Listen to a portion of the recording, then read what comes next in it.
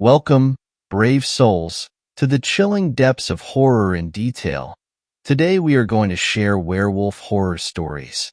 First story: Halloween with a werewolf. I live in a small village in rural England. It's a sleepy little place, but for all that it has quite a rich history.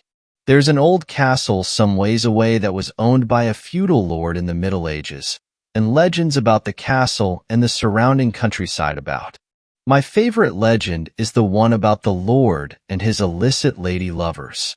It's a great story of guilt, revenge, and adventure, and I don't believe a word of it. My friend Sam, on the other hand, his favorite story is the one about the wolf. Legend has it that over 300 years ago, the Lord's eldest son was out hunting when he was set upon by a monstrous hound. It knocked the boy from his horse, crippling him on impact, and then fled into the woods. The Lord's men who had been accompanying the boy had chased after it, with just one man staying behind to guard the lad. When the Lord's men returned to the spot where the accident took place, having failed to locate the wolf, there was no one there. Neither lad nor soldier, just a trail of blood and signs of a struggle. The young man was never seen again after that point. But ever since, there have been rumors and whispers of a midnight black wolf that haunts the full moons of our quaint little countryside. It's just a story, but Sam, he believes it. He loves the story, and he loves the imagery of the wolf. One Halloween, Sam decided to dress up as the wolf from the legend. He was really excited because this Halloween was actually going to occur on a full moon as well. Now I know what you're thinking. Clearly this story will end up with me mistaking the real werewolf for Sam in his costume at some point. How cliché. Let me assure you that that did not happen. It couldn't have. Sam's costume was good, don't get me wrong, but it wasn't good enough to mistake for the werewolf from the story. It wasn't bulky enough, and the mask, which was really just a motorcycle helmet with lots of cardboard and fake fur all over it, wasn't expressive or lively enough for that. The rest of his costume was alright, I guess. He had gotten a lot of dark clothing and covered every part of it in fake fur. Honestly, he really had gone to a lot of effort with the whole thing. What really impressed me was the attention to detail he had used. The cardboard teeth had little droplets of blood painted onto them. He had a tail made from a wire brush that he'd made look pretty authentic, and he walked around in a hunched manner, like he was some bizarre Lupin homunculus, struggling with the beast that lay within him. It was obvious that it was a costume, but you had to hand it to him. The costume did look like a werewolf ought to look. It sort of put me off my lunch, to be honest. I mean, it really is quite weird when you eat someone who looks so much like yourself. Second story. My grandpa and his friends hunted down a werewolf in the 1960s. So, my grandpa was a normal teenager from the farm. He never did a lot in his teens and was a very average dude. He had a lot of friends from mixed ages. The story begins with him coming back from wandering around with his 5 close friends at the time. They agreed beforehand to go to one of the friends' house and test a new farm tool that the description was very vague. It was something that people used to cut meat at the time. My mom says that she thinks was a Bosch machete in German, but could have been just a normal knife/axe. They were going there until they saw some angry farmers yelling at each other in the middle of the road. My grandpa and his friends approach asking what happened, and one of the farmers says, "This idiot killed my chickens." The other one turns to the guy and says, "Fuck you. I did not. My chickens were killed too." To be very specific, those were metropolitan farmers.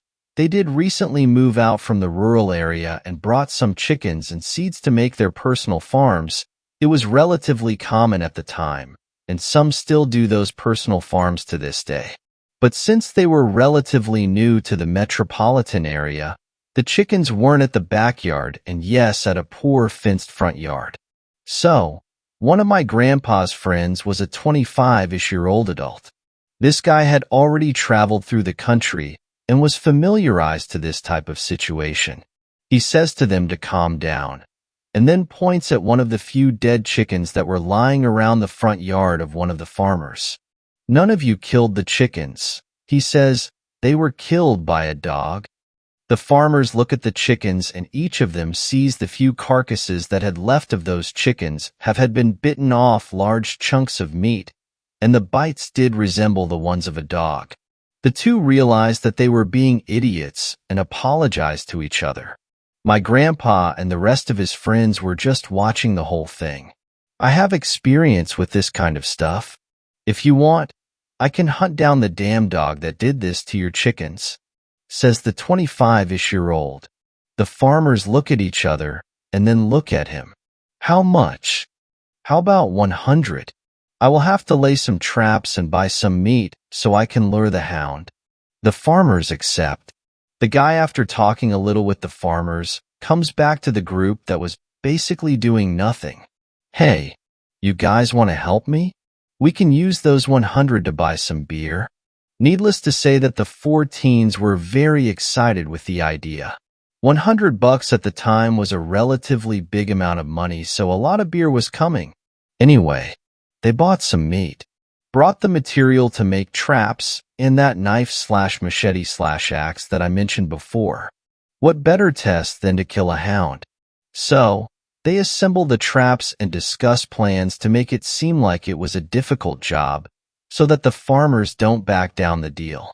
They go to their homes and assemble at those guys' houses at about 23:30.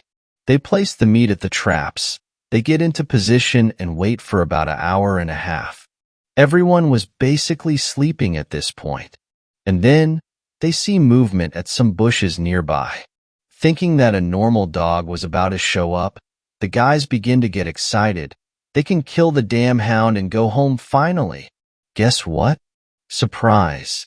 It's a 2.5 meters wolf-like beast that comes out of the bushes and roam around the traps, sniffing the air and grabbing the meat, casually destroying the traps that were too small for his size. Everyone was pretty much paralyzed and shitting their pants. The 25-ish guy was with a "oh fuck" expression. No one knew what to do. The wolf beast appears to notice one of the teens hiding. The thing gets closer and closer to where the guy was. It gets in all fours and makes a position typical of predators, laying low and preparing to jump at the kid.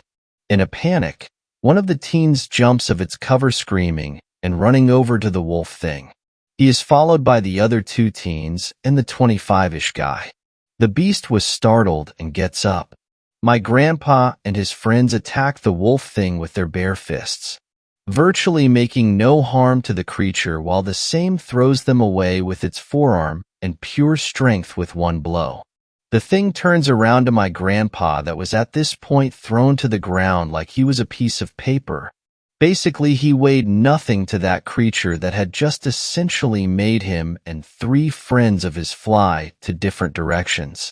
Out of the sudden, the wolf thing starts to scream and howl. It turns around to reveal a knife/machete/axe halfway deep into his back, desperately trying to reach it and take it off. In front of the creature was my grandpa's friend that was in cover a minute ago, fearing for his life. Needless to say that the wolf thing was more than pissed. It turns to my grandpa's friend growling, still with the knife/machete/axe in its back. My grandpa then runs over to the beast just to take that object off its back, then sink into his back again, making another deep wound and taking it out of its back again. The beast howls and throws my grandpa away another time. The thing gets in all fours and runs off. My grandpa and that 25-ish guy run to get that thing. Now they were pissed. My grandpa was armed with that knife/machete/axe, and the 25-ish guy was with a trunk or a pointy stick. So, those big wounds in its back made a trail of blood that my grandpa and his 25-ish friend followed all night. When they get to the wolf thing house, they find a guy naked with two large wounds in its back. The guy just stands there, looking into nothing in the middle of the room. The 25-ish guy takes a rope that was close to the door and laces the guy cowboy style. Then they drag the guy outside and tie him to a tree trunk.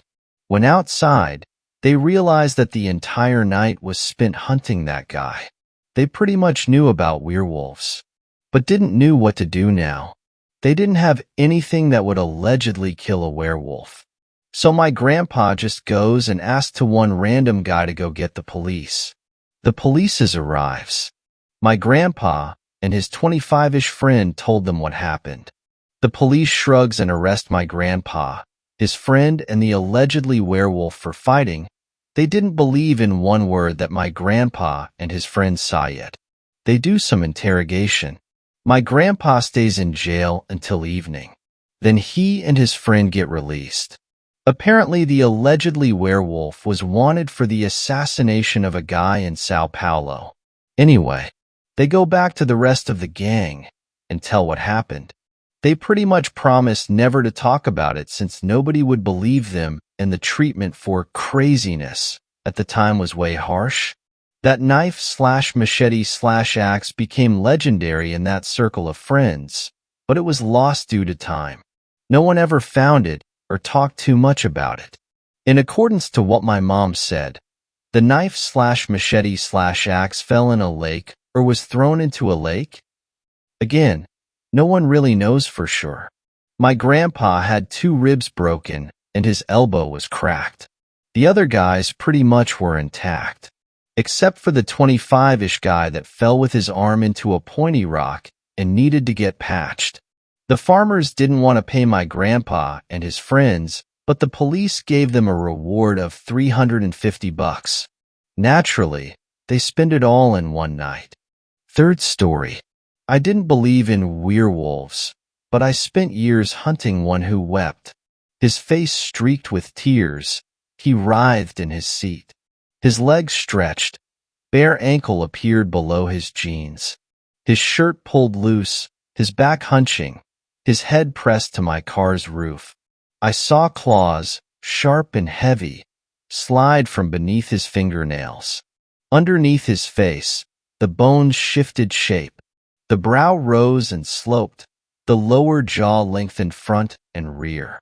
Muscles bulged in his face, telling of terrible power in his bite.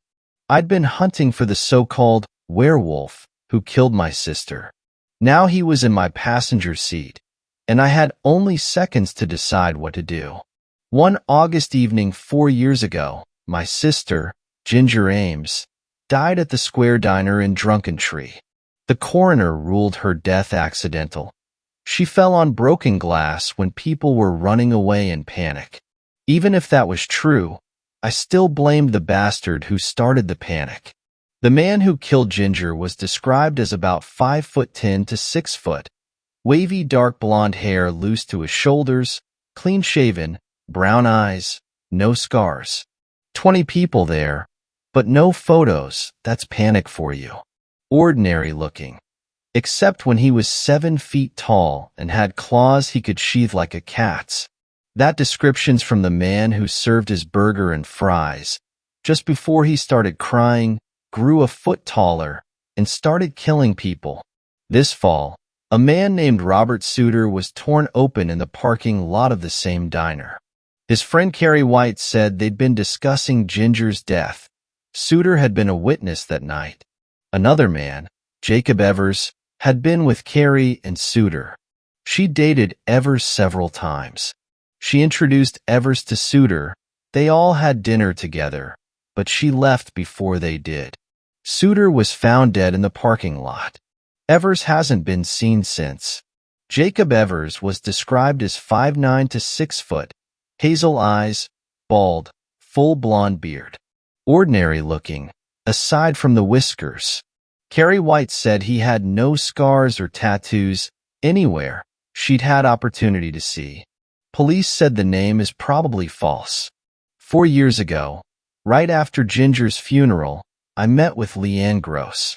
Leanne had been Ginger's lover for about a year. A few months before Ginger was killed, they'd quietly split up, but they'd remained close friends and talked frequently. Now I learned that Leanne spoke to Ginger the night she was killed. She called me, asked if Travis had come by. They talked all the time, you know? I knew. Travis Mosley and Ginger had been best friends since Argenta Junior High, closer than siblings. Though I was a couple of years younger, he'd been my friend too, as much as anybody so bottled up could be. Travis was a stoic, never betraying hurt or anger.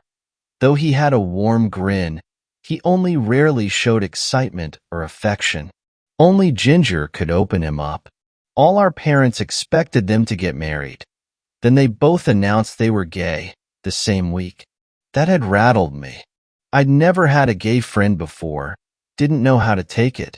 But when I saw how he stuck by Ginger during our parents' first angry, frightened reactions, I realized I owed him the same loyalty. He disappeared for a while, earlier that summer. When he reappeared, he claimed not to know where he'd been. Ginger was the only one who really believed him. Even his parents thought he was hiding something. I didn't know what to believe. I backed him because Ginger did. Now Leanne told me that Ginger and Travis had planned to meet at the Square Diner. Ginger had called Leanne because Travis was late and hadn't called her.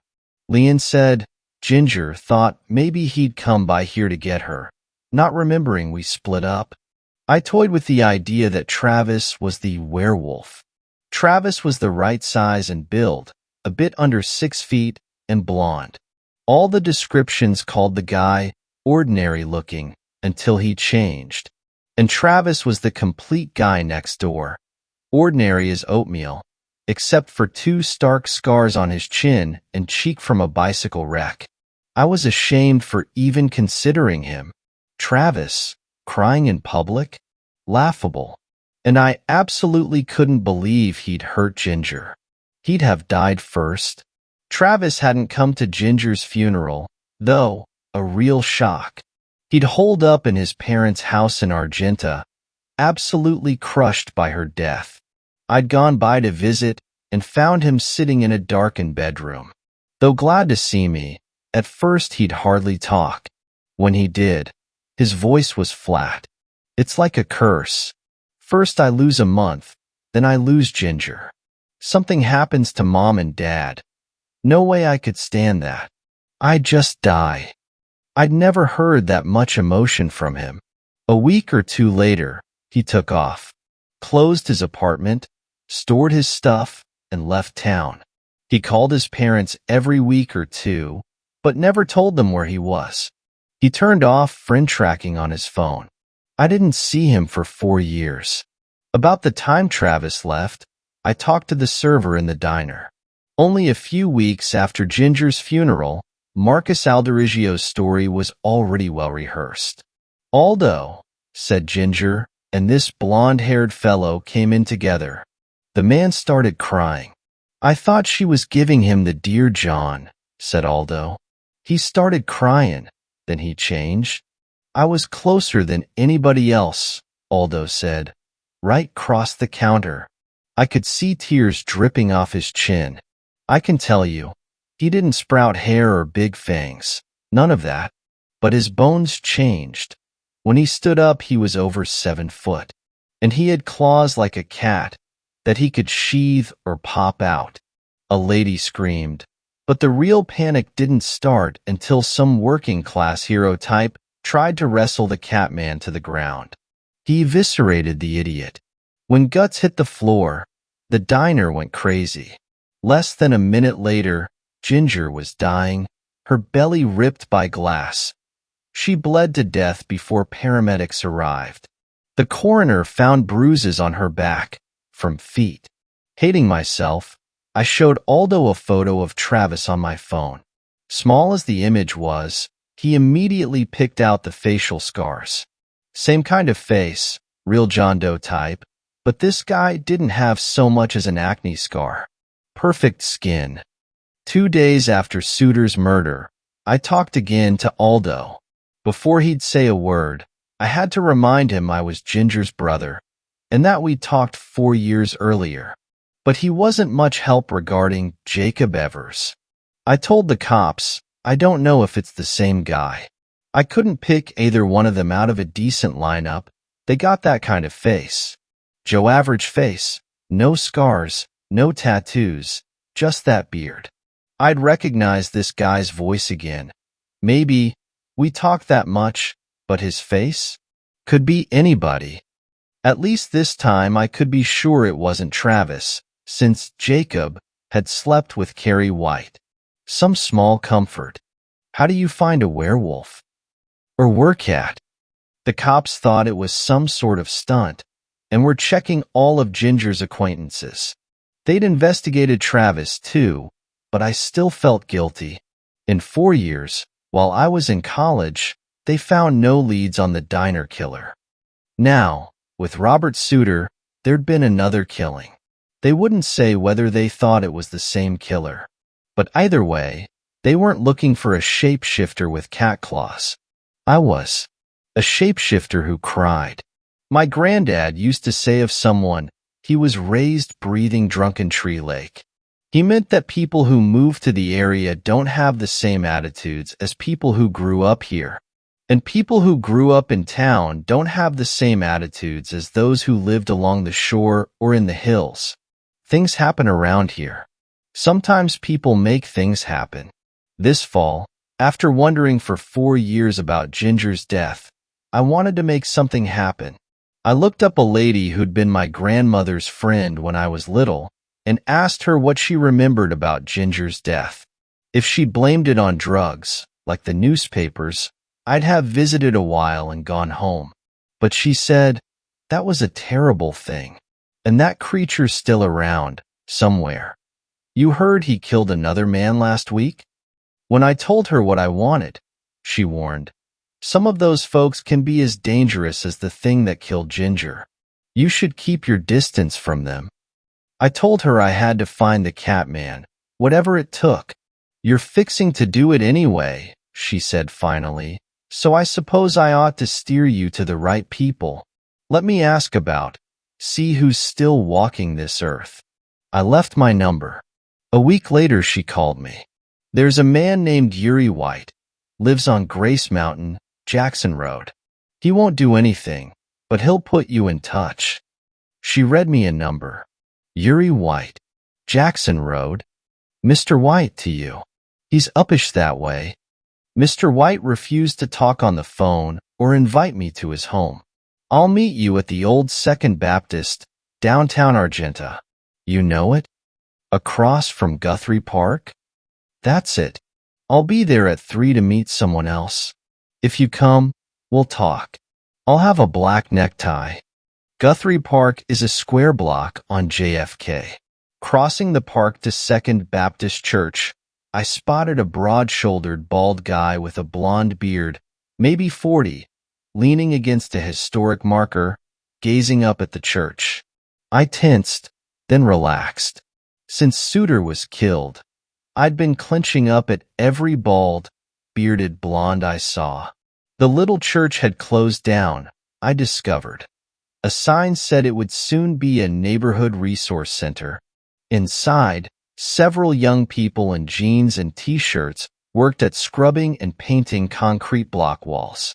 The color of Mr. White's tie was irrelevant. Nobody else even had a collar. He was a tall, thin man, perhaps in his late 60s, with thick snow-white hair and a narrow mustache. I briefly told Ginger's story. I want to find him, I said. Landy said you knew people. Perhaps. Have you heard of the coterie? The what? No, sir. Good, you shouldn't have. And it would be good if no one heard of them from you. He smiled thinly. One of them is likely to have the required skill, and this sort of case often interests them. He stooped toward me. They will expect a substantial payment. Are you prepared to pay? I remembered standing by Ginger's grave, sweating in my best suit. If I can afford it, sir, I'll pay whatever it takes. The bearded guy still stood looking at the church. His eyes flicked to me as I came out, looked away, then came back more sharply. Rick, he said. The voice rang bells, but the face didn't. Saudi. He grinned, obviously unsurprised at my lack of recognition. Even with a beard, that grin was familiar and took 15 years off him. I looked at the tanned scalp, the whiskered jaw. Travis? Hey man, how you been? He'd grown thin since I'd last seen him. The broad shoulders only emphasized that. And that bare scalp. Cancer? But there was a robustness to him that belied that thought. Clean, I thought, then couldn't think why. Where the hell have you been? It just burst out. He'd been such a part of Ginger's life. Then he'd fallen off the earth. Before he answered, he walked right up and put his arms around me. I returned his embrace somewhat hesitantly and used to such display from him. He stepped back and looked me over. I've been kinda messed up, he said. I lost more in a month of my life, and I'm still hunting for it. You still don't know how? Jesus, your mom must have called Ginger 200 times while you were missing, asking had she heard from you. Where have you been since? Around. You'd seen me, but I hear you went to Texas A&M. He punched me on the shoulder. Traitor. I had to get away. After Ginger, I couldn't stay home. Compared to Arkansas, Texas is like a foreign goddamn country. Yeah, Ginger messed me up, too. I spent so much time trying to find out what happened to her. Me too, whenever I came home. You believe in this werewolf shit? Not one goddamn bit. His jaw clenched. I believe in plain old human fuckery. That's more than enough. Listen, I've got to get to the bank. Are you at your mom's house? We should talk, compare notes. Maybe between us we've got all the pieces. He cocked his head. You mean you've actually found out something? I must have talked to 100 people who said they were there that night, and not more than 10 of them were for real. I think I've got a lead, at least. But I really have to get across town. You carry a phone, right? I sent him a text, so we had each other's numbers. I was in line at the bank when my phone rang. $2,000, Mr. White told me. $500 in advance for our expenses. $1,500 if and when we find him. If we can't, we don't bill you. I whistled softly. That's a lot. This requires more than a Craigslist ad, Mr. Ames. Our techniques can be dangerous, even when we aren't seeking a known killer. Earlier he'd said they, not we. How fast do you need the 5? Please have it by this evening. Somebody will come for it. She'll call herself Kite. Free spirit, huh? No, Mr. Ames. A very efficient hunter. She couldn't have been 16 yet, skinny and coltish, but she scared me. When I opened my door, she stood on my porch, twitching like an open switchblade. The sunset flamed against her strawberry blonde hair. I'm Kite. I'd have sooner invited a hooded cobra into my apartment, but she slipped in before I could protest. I had the urge to check my ribs for slashes. I gave her a $500 cashier's check, and she gave me a receipt. We'll keep Mr. White informed. When she was gone, I drew a deep breath and felt myself shuddering. Our techniques can be dangerous, Mr. White had said. She was scary as hell, but seemed like she'd be fast and efficient. I had no idea how fast things were about to move. In 2 hours, I'd know nearly everything. 15 minutes after Kite left, someone knocked.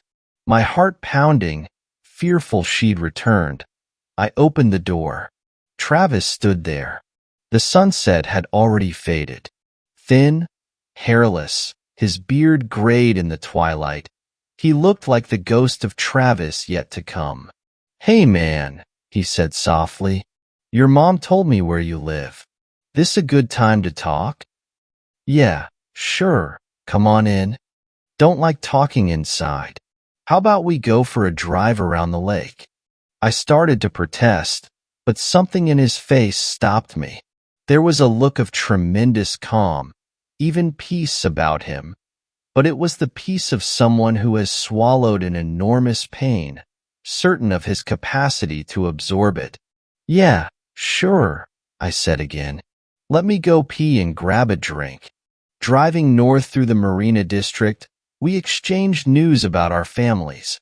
Our parents, his grandfather, my older brother Gary in Atlanta. Not until we hit the quiet, dark, tree-flanked roads of Grace Mountain did our talk turn to Ginger. I summarized what I'd learned over the years, though I didn't admit showing his photo to Aldo. He listened intently, without commenting. At the end he said, "Well, it's too bad, but you ain't got anything I didn't already have." But he didn't seem disappointed. In fact, he seemed almost relieved.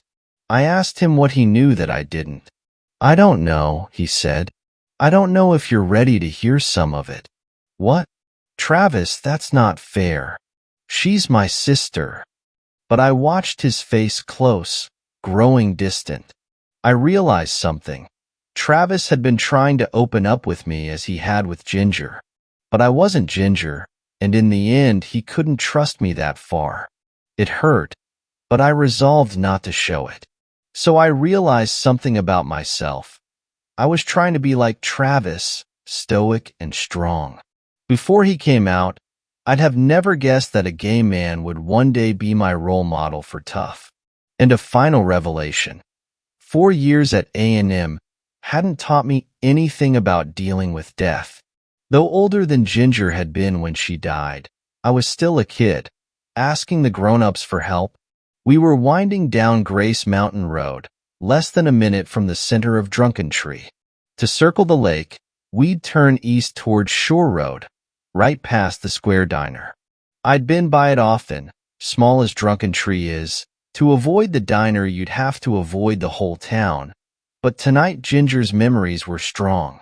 I signaled a right turn, my grip painfully tight on the wheel. There in the bright lights, people sat eating supper.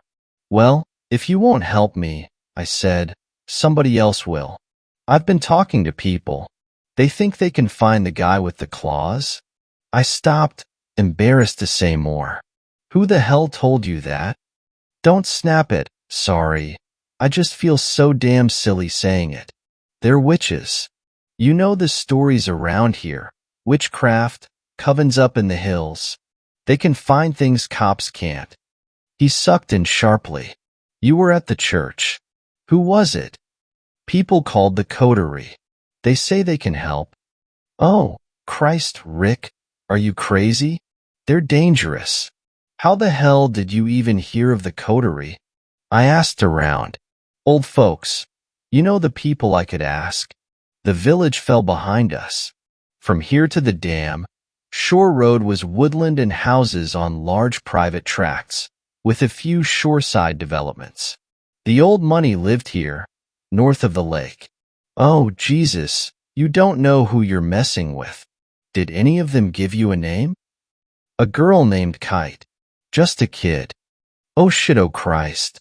Those people will kill you if you screw with them. Why the hell did you go to them?" I started to cry, blurring my headlights on the curves. "I loved her so much," I choked out, "but she trusted you. I was just the little pest brother." His face worked. "Shit, no man. She was hella proud of you. Aggie scholarship and all that? She talked about you all the—" He broke off. By passing headlights, I saw tears glisten in his eyes. And I saw something else. His beard covered his chin and his jawline, but not his upper cheeks. Clean. I'd thought in Guthrie Park and wondered why. The beard had confused me, but the white scar was gone from his left cheek. Without thinking, I pressed the gas. In moments I was going over 50, rural mailboxes flashing past. I couldn't ask the question in my mind, "Who are you?" Instead I asked, "Why were you late? If you got there on time, you could have protected her." He groaned. "I was there. I tried to protect her." I glanced at him. He'd squeezed his eyes tight, fighting the tears streaming down his face. He started crying, Aldo said. Then he changed, as Travis changed now. My friend, my sister's best friend, changed into something I couldn't explain. I pressed the gas harder. If I went fast enough, maybe he wouldn't dare attack. I whipped around a curve, tires squalling. Claws sprang out to grip my dash. His growls laid a ghastly bass line beneath my shrieking tires. If he attacked me, or if I found the courage, I would slam my car's passenger side against one of the huge old hickories flashing by. Would it kill him? Even hurt him? Crazily, I thought of the times I'd considered having a silver-bladed knife made, just for this scene. This confrontation with my sister's killer. I came out of a curve half sideways and fought the car back into its lane. I knew shore road, but not at this speed. I glanced toward Travis. He sat braced in his seat, lips drawn back, jaws clenched. His voice was thick, guttural. Rick, please slow down. I shot past a westbound pickup at 80. You killed her. You got her killed. My own voice was tight, raised just over the road noise. He terrified me, but so did my speed. A tree appeared on the right, very near the road. I tried to twitch the wheel toward it, but my arms wouldn't obey, or obeyed a deeper command. I didn't hurt her, he growled. A voice from the pit. Another man killed her, on purpose. You gotta believe me. Now a ditch ran along the road's right side. I'd missed my chance with trees over there. Tall poles for high-tension lines were flashing by on the left, shining in moonlight, too far from the road. Then I remembered the bridge over Possum Walk Creek. A short stretch to accelerate, a quick twitch to the right, and a concrete post would tear off everything behind my right headlight. He must have seen my eyes change as the bridge came into sight. As I floored the gas, he leaped at me, roaring. My last hesitation overcome, I turned squarely toward the bridge pillar. One clawed hand snatched at the wheel, tearing a gash across my raised arm. The other grabbed the transmission lever and chunked it into neutral. The engine screamed, racing. For a frantic half-second, we fought the wheel. I heard a hard bam and tearing sounds. Then we shot off the far end of the bridge and slid sideways into a chain-link fence. The car reared onto its side, and Travis fell on me. I couldn't move, pinned by his arms. I waited for the claws to rip into me, and waited. Are you done? Travis rumbled. If you are, we need to get out of here. Somebody'll call the cops. He pulled himself off of me, up into the passenger seat. Wedging himself there, he shoved his weight back and forth, rocking the car against the fence. After 3 or 4 well-timed shoves, the car toppled, whamming down onto 4 wheels. Amazingly, the engine was still running.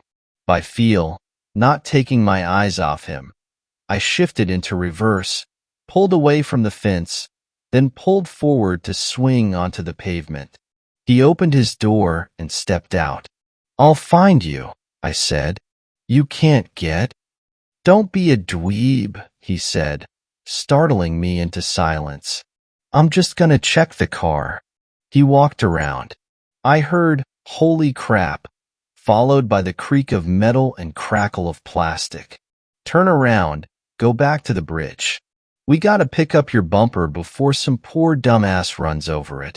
Hardly believing myself, I did as he said. My rear bumper lay half across the road. With arms unnaturally long, he picked it up, opened my rear door, and wedged it into my back seat. That's gonna cost you some. He climbed into the front, bending almost double to fit. Not a mark on the right side, until just behind the rear wheel.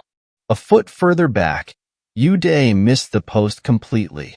6 inches forward, Uday lost the wheel.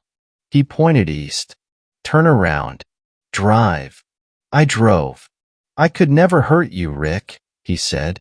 He shook his head. I didn't hurt Ginger either. She was safe, or should have been. Fresh tears in his eyes, he told me the true story of how Ginger died. I only interrupted once to exclaim, "You slept with Carrie White, just to find someone she knew." Yeah, I'm not proud of that. But I would have done worse to find that guy. When it was over, I should have had 1,000 questions, but I only had 3. When I saw you tonight, I thought you looked, well, peaceful. Is that why? Because you got the truth about Ginger? Peaceful? Oh man, I wish. But yeah, I feel better than I have for a long time.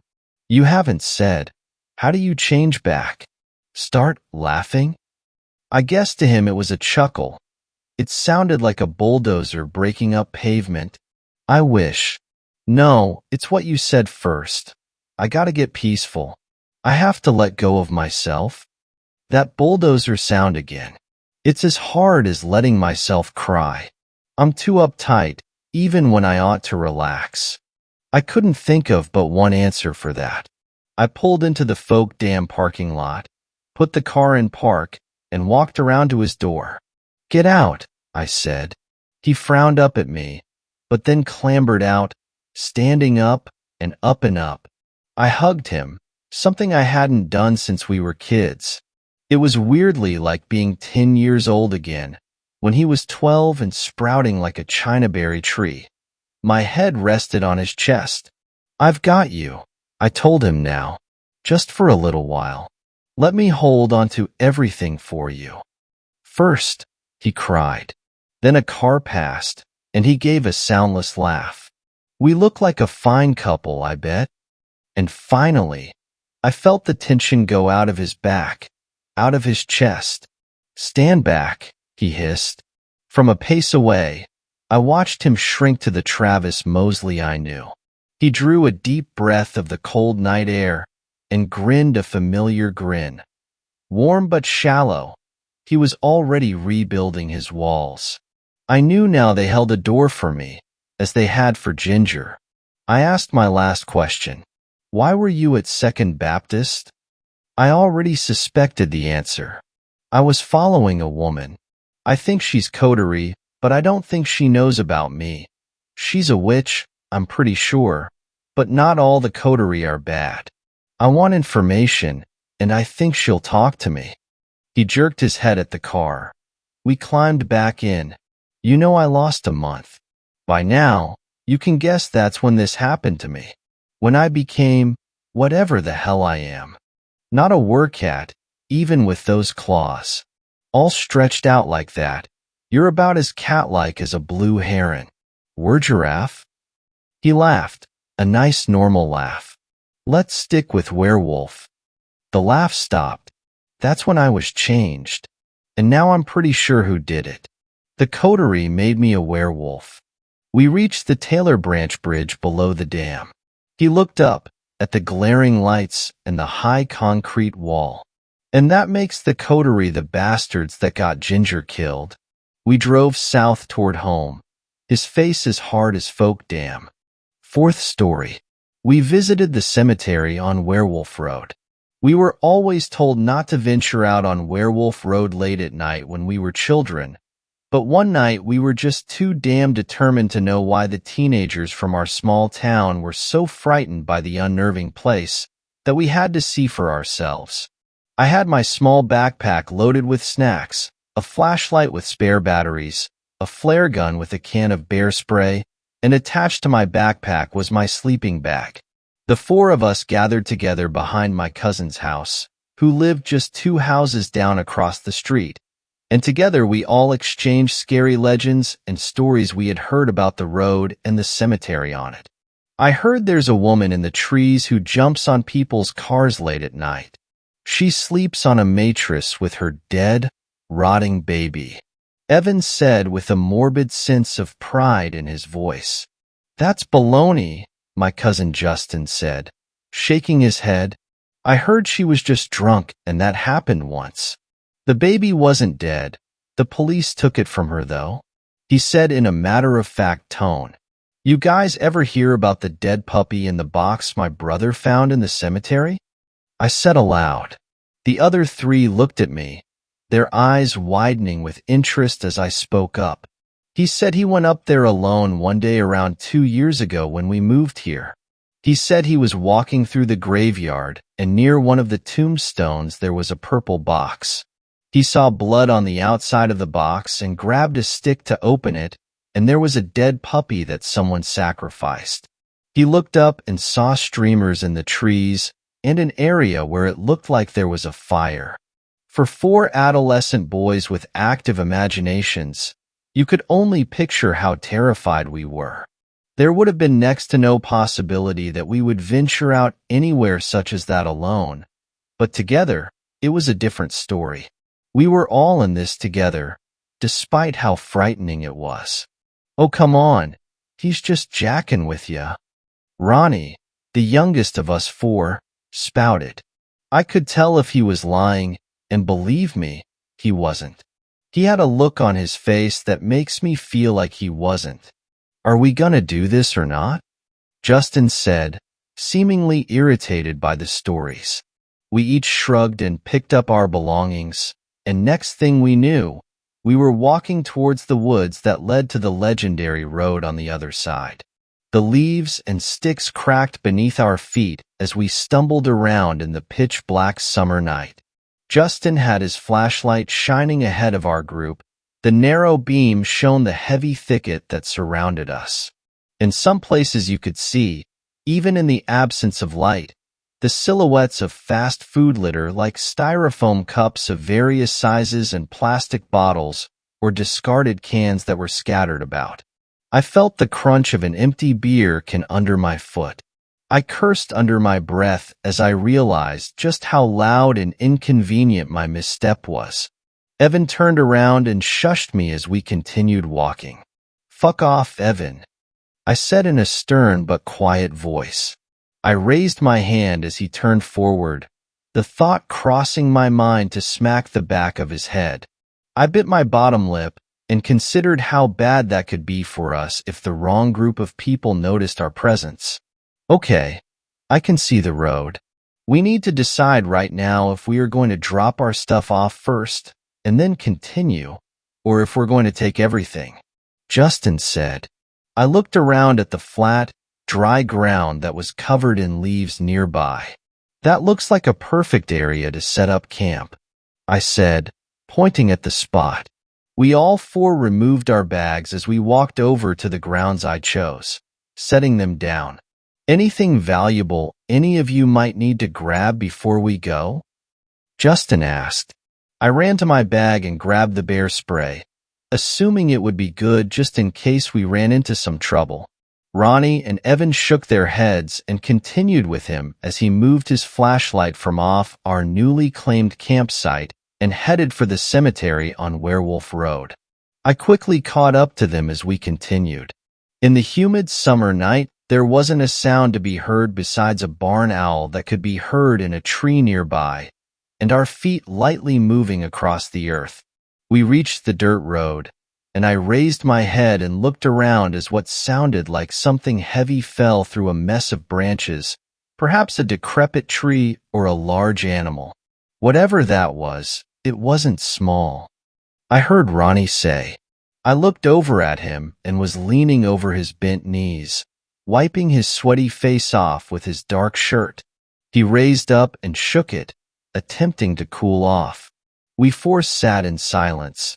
The night now grew more ominous. We stared at the dirt road, and I now looked to the right, remembering the wooden bridge that led to the cemetery.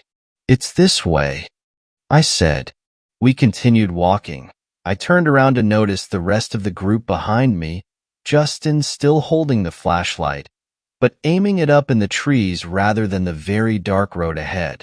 "Justin, can I see the flashlight?" I asked.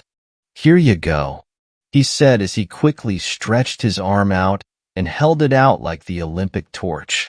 We approached the wooden bridge. As we came closer, I looked out at the creek, where you could see a pile of dead hogs, perhaps 6 or more, on the creek bed. The stench from their rotting, bloated corpses fouled the air. On the bridge was a pentagram drawn out near the very center. It had been faded from the elements, but you could still see it fairly well. We gathered around it, not saying a thing aloud. "The cemetery is just up the road," I said. We continued across the bridge, and I noticed that Ronnie turned his head and looked back at the creek where the dead hogs were. "Did you guys see that? Or smell it at least?" We continued walking, not thinking too much about it. There could have been many reasons for that. Not every little thing had to be unusual, even to young boys who longed for excitement. As we got closer to the cemetery, we noticed a bright light coming from inside its fence. It was a fire. We rushed down the road, trying our best to stay low and keep quiet as we grew dangerously closer to the cemetery. We got off the road and made our way up a ditch, which led us into the woods that surrounded the cemetery fence line. As we lined up to peer through the fence, we were careful to stay low. Embers lingered around the blaze like fireflies in the cemetery landscape, and we watched as these beings that gathered around the fire. They weren't human. There hadn't been a chance they were human at all. They were beastly, savage creatures that were swift on all fours. When they were on the lookout, they stood on their hind legs and perched, exposing their ape-like chests and torsos. The rest of their bodies looked more canine, like a greyhound. Their faces were covered in heavy, beaked masks that looked similar to the surgeon makes worn during the Black Plague, but these were more of a ghastly sight on such already terrifying monsters. I knew we couldn't dare trespass on their fiery territory. I watched as one lurked near a tombstone and dug like a canine into the ground. I listened as we could hear what sounded like gurgling coming from the plot, dirt being thrown viciously behind the creature. The rest of the pack began to gurgle and click their mouths as they walked around the fire. 3 other creatures gathered near the burial plot where the first creature dug, and the other 3 stood on their hind legs and looked around. I watched as the creature that was now burrowed deep in the ground climbed out of the hole with a rotting arm in its mouth. It sat next to the others, arm between its 2 hands, sniffing. The others gurgled and sniffed in between chirps. Another creature crawled into the hole and came back to the surface with a dismembered leg in its mouth and carried it away from the rest of the group. Justin looked over at the rest of us with a face full of shock, and he spoke very hesitantly in an almost faint whisper, trying his best to control his breathing. "We've got to get the hell out of here. I don't know what those things are, but they aren't people. I say we leave our stuff at the campsite and get back to my place fast." The 4 of us backed away from the fence, and we got as close to the bottom of the ditch as we could. We knew that any little noise from us could be fatal. The sticky summer air attracted unrelenting mosquitoes that swarmed around our ears and our sweaty necks and arms. We tried for our lives to ignore the high-pitched buzz that rang in our ears as we crept towards the bridge. I heard a gurgling sound in a nearby tree overhead. It rattled and clicked, signaling the others to move in on us. I looked up to see it as, through its frightening mask that covered its disfigured face, it looked down on me with its black, dilated pupils as I felt the sweat collect in my eyes and the mosquitoes I refused to away at bite into my neck. The other 3 were frozen in place, staring at the creature as well. I smelled urine in the air from Ronnie, as he couldn't anymore hold his bladder in fear. I couldn't blame him. There wasn't a moment for ridicule or disparagement. The creature stared into our eyes, and I heard the fence line viciously rattle as the other creatures climbed and jumped it, closing in on our misfortunate, desperate souls. Justin spoke up. "Guys, any ideas?" I slowly reached into my pocket and felt for a lighter. In my other pocket was the big can of bear spray. We let them close in on us dangerously to our discomfort, But I knew this was an ample opportunity to quickly discharge as much of the can on them as I could while we still had a chance. I watched as the creatures fell on their backs, croaking and clicking their tongues with this very awful and loud scream that came out in between gurgles and rattles. They nervously clicked more after this. The creature in the tree appeared to fear jumping. It leapt in the opposite direction, scurrying near the cemetery fire. We quickly rushed across the bridge, we jumping into the creek near the dead hogs and trudging through the water. It was only 5 minutes or less to Justin's home. The time we counted down together, not allowing failure to escape the grip of such vile and heinous of creatures. We saw the porch light nearby as we entered into the neighborhood. It had been a welcome relief to know that we had arrived finally. As I reached Justin's patio under the floodlight, I took a moment to catch my breath. I turned my head to look around, and I realized I had been the only one who reached my cousin's backyard. I called out each of their names, but without success. I waited around 5 minutes when I saw the beam of Justin's flashlight shine into the backyard from over the fence. I watched as him and Evan and Ronnie boosted each other over his fence as I continued to walk over to them and asked them what exactly kept them so long. I watched them, and something seemed different about their demeanors. They each had a look in their eyes that unnerved me. Justin spoke up. "You left us behind. You didn't even let us catch up with you. What the hell were you thinking?" he said angrily. I walked in circles, looking up at the three of them as they stared at me with unequivocal disapproval nonetheless. After the three of them refused to talk to me that night, I finally decided to walk home. As I got to my room, I quickly stripped to my boxers and fell onto my bed. I woke up around 8:30 in the morning to my father calling out to me from his office, and he said, "Tyler, come in here right now."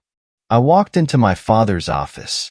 I watched as he held his bald fist over his mouth, leaning back in his leather chair. He ran his other hand through his hair and looked at me. "Your cousin and your friends are missing. What happened last night?" I thought about it for a moment, but hesitated on giving a full disclosure. "We just hung out till early this morning, and then I came home around 1 o'clock this morning. They were there when I left." "Did you go anywhere with them, or did they have somewhere they wanted to go?" He leaned forward. "The only place we went to was the cemetery on Werewolf Road." Fifth story. Werewolves are not what I expected. My name is Amish. I am a 21-year-old college student, living on the outskirts of city name omitted. My dad had bought this house ahead of time, planning for my college, and I was grateful for that. He had installed metal security screens on all the windows and door to prevent intruders from getting into the house since it was isolated, with the nearest neighbors being more than 3 miles away. There was a woods-like area, less than 100 meters from my house, and I often visited it with some of my college's friends. We started campfires, got stoned, and just chilled in the woods. We never encountered any wild animals, except maybe a wild dog or a monkey here or there, but nothing too threatening. Yesterday, my friends came over. It was my birthday. We got drunk, danced, ordered a shit ton of pizzas, and enjoyed ourselves. After the majority of my friends had left, and only my best friends remained, we decided that it'd be best if they slept over.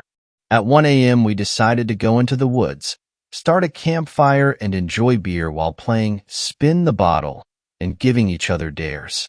We started off with stupid dares like DMINGXs and posting weird tweets, and since none of us were of the imaginative kind, we were having a really good time fooling around. Eventually, my friend Mike dared me to go into the woods and click a picture on the far end of the woods. I wasn't in the mood to get bit by a wild insect or to get chased by a wild dog and couldn't even think straight. So I asked Mike to give me some other dare and stop being silly. They all chuckled and imitated a chicken. "You aren't so tough after all, big guy, are you?"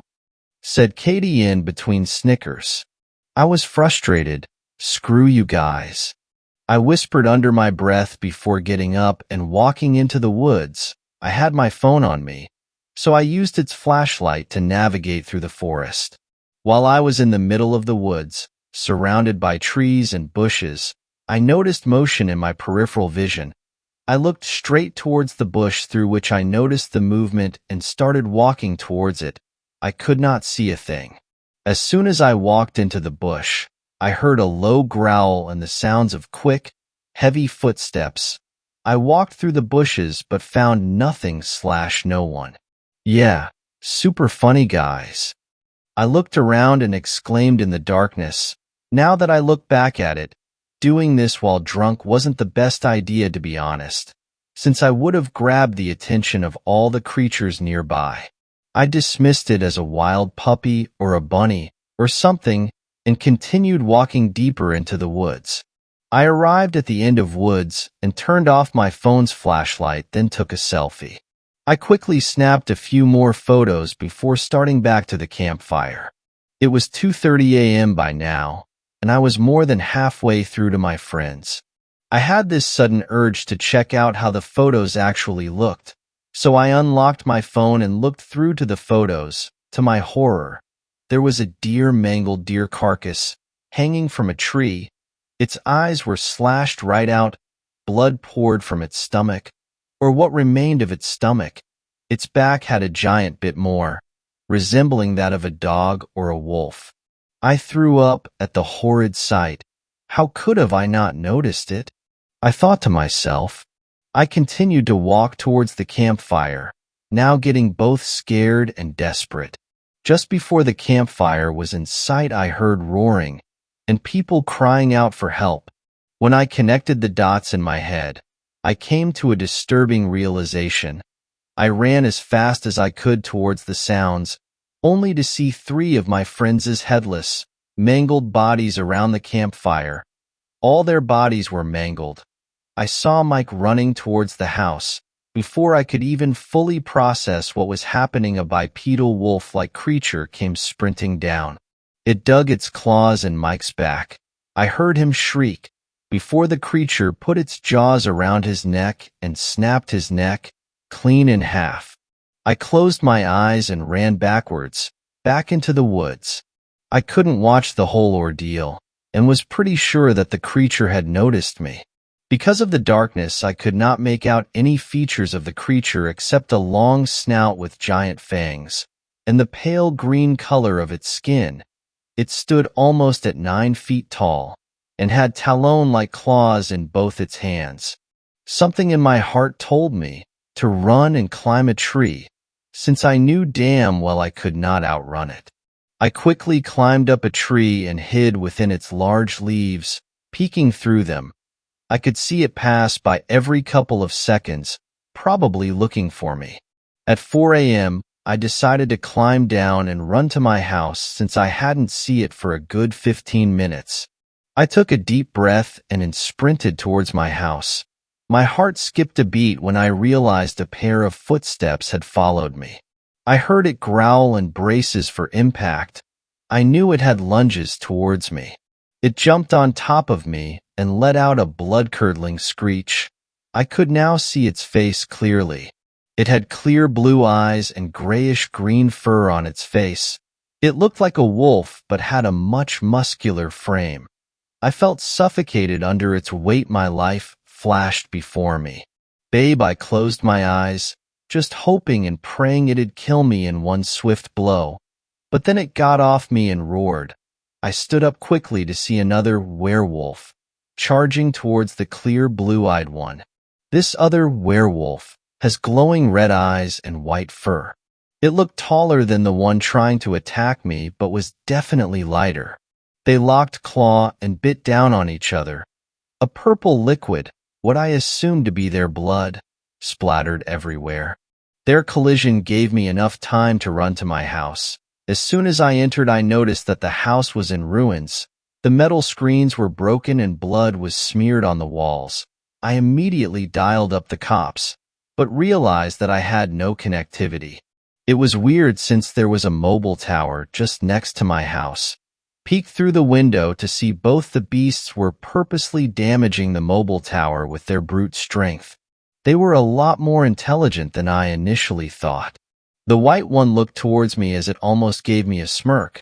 I escaped my house, laid low, and am currently in a small makeshift hut. Typing this out, the internet connectivity is almost non-existent, so I don't even know if this message will reach out to you or not. I will keep updating you guys. If I am alive, unfortunately my phone is going to die on me in a few minutes. I can hear their howls in the distance,